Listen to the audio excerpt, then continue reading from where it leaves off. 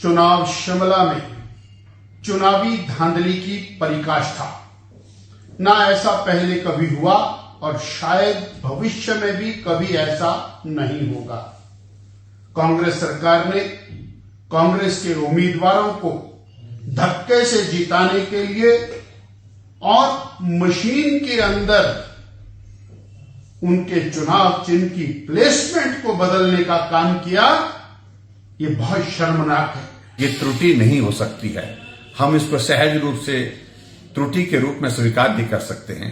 ये बहुत बड़ा एक तरह का, जिसको हम कह सकते हैं, एक षड्यंत्र है और चुनाव को प्रभावित करने के लिए किसी भी प्रकार से कांग्रेस इस चुनाव को जीतना चाह रही है और इस प्रकार के हथकंडे अपना करके कांग्रेस एक्सपोज हुई है।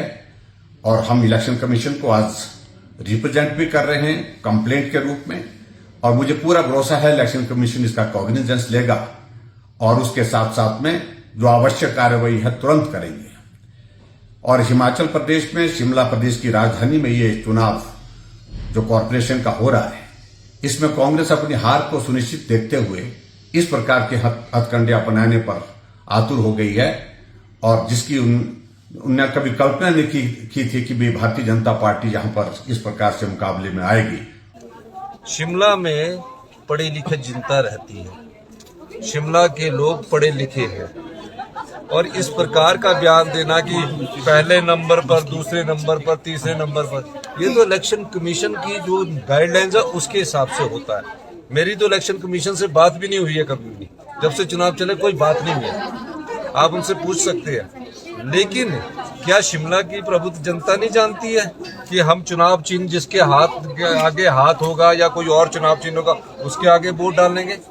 नाम ऊपर नीचे करने से क्या शिमला की प्रबुद्ध जनता पढ़ी लिखी नहीं है? शिमला की जनता पढ़ी लिखी है। शिमला की जनता जानती है कि उन्होंने अपना वोट किस पार्टी को डालना है। और शिमला की जनता ये भी जानती है क्योंकि शिमला की जनता ही हिमाचल प्रदेश की राजनीति की दिशा तय करते हैं। यहाँ प्रकार की बात करना ना तो राजीव बिंदल जी को भी शोभा देता है और ना ही जयराम ठाकुर जी को भी शोभा देता है। चुनाव है, 4 बजे के बाद मत पेटियों में वोट डल जाएगा। किसी को फोर्स नहीं किया गया। हम तो जनता के हितैषी वाली सरकार है। 5 महीने में हमने डीए की किस्त भी दे दी, एरियर भी दे दिया, ओल्ड पेंशन स्कीम भी दे दी और जो 40 साल से के बाद एक गरीब आदमी जो अपना मकान शिमला में बनाता और एक एटिक रेगुलर करता, उसको भी रेगुलर कर दिया। इस दिशा दृष्टिकोण से हम कार्य समाज की भलाई के लिए कर रहे हैं और हम कार्य कर रहे हैं। अब वो अपने आप तो कुछ कर नहीं सके। सुरेश भारद्वाज जी को बोलते हमने स्मार्ट सिटी में पैसा बहुत लगाया, तो भारद्वाज जी को शिमला शहर से हटाकर कुसुम्पटी क्यों भेजा?